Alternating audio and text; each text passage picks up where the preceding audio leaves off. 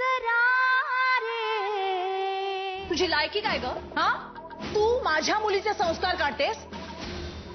आजपर्यंत संस्कार हा शब्द उच्चारला होतास का तरी कधी? आणि तुला लाज नाही वाटत? अक्कल नाही तुला? ह्या असल्या बाईला तू संस्कार शिकवतेस? अगं लायकी आहे का हिची? अक्का, लग्नाआधीचं घराणं मला नाही ठाव, पण आता माझं नाव गुलाब गोरख शेलार हाय, त्याचं भान ठेवा. त्या लग्नाला आम्ही कुणीही उपस्थित नव्हतो. ते लग्न आम्ही मान्य करत नाही. आणि हो, तुला या घरात मर्यादेतच राहायला सांगितलंय ना? मर्यादा म्हणजे लायकी. अक्का, लहान तोंडी मोठा घास घेते, मला माफ करा. परत तुम्हाला दुसरी बाजू ऐकून घ्यावीच लागेल.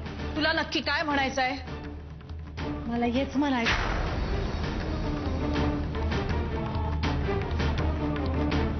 नारायणीची माफी माग.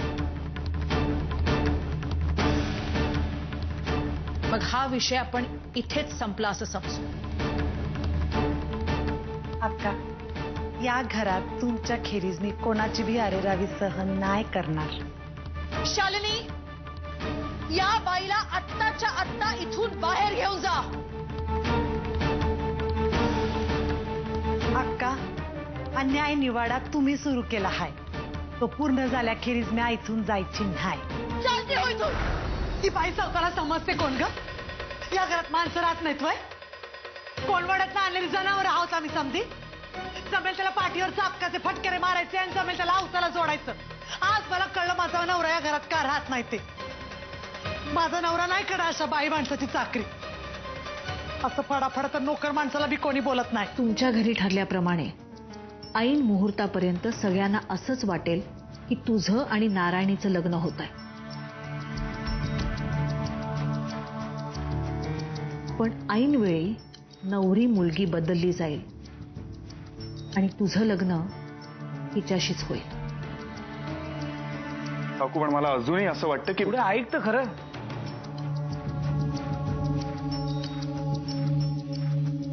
वीर, या सगळ्या दरम्यान तिच्यावर सुद्धा लग्नाचे संस्कार व्हावेत म्हणूनच हिचं आणि विष्णूचं लग्न होतंय असा बभरा केला जाईल. काकू, अहो काय बोलताय तुम्ही? काकू, मला असं वाटतं की ही सरळ सरळ विष्णूची फसवणूक आहे. तुमच्या या सगळ्या डावपेचामध्ये विष्णूचाही मोठा भाग आहे, त्यामुळे त्याला सगळं कळायलाच हवं. मला पटतंय तुझं म्हणणं, पण तूच मला सांग, आपण हे जे काही ठरवलंय ते अगदी आपण विष्णूला सांगितलं तरी ते समजून घेण्याची कुवत आहे का त्याची? नाही ना? म्हणूनच त्याला यातलं काहीही सांगायचं नाही. आणि अरे, तू त्याची चिंता करू नकोस, तो माझा माणूस आहे. वीर, मला अक्का काय म्हणतात त्यात धोका नाही वाटत आहे. ठीक आहे मी इथे.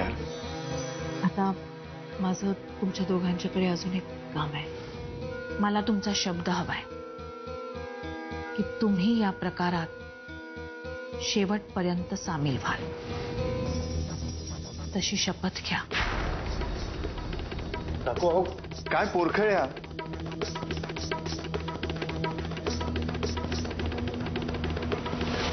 मला कळतंय, पण आपल्याकडे दुसरा पर्याय नाही.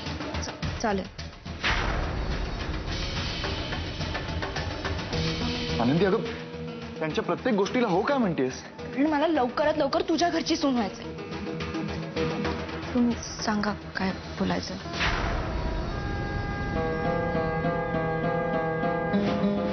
सर्व गोष्टी पूर्ण होईस्तोवर त्या कानाचं त्या कानाला कळू देणार नाही.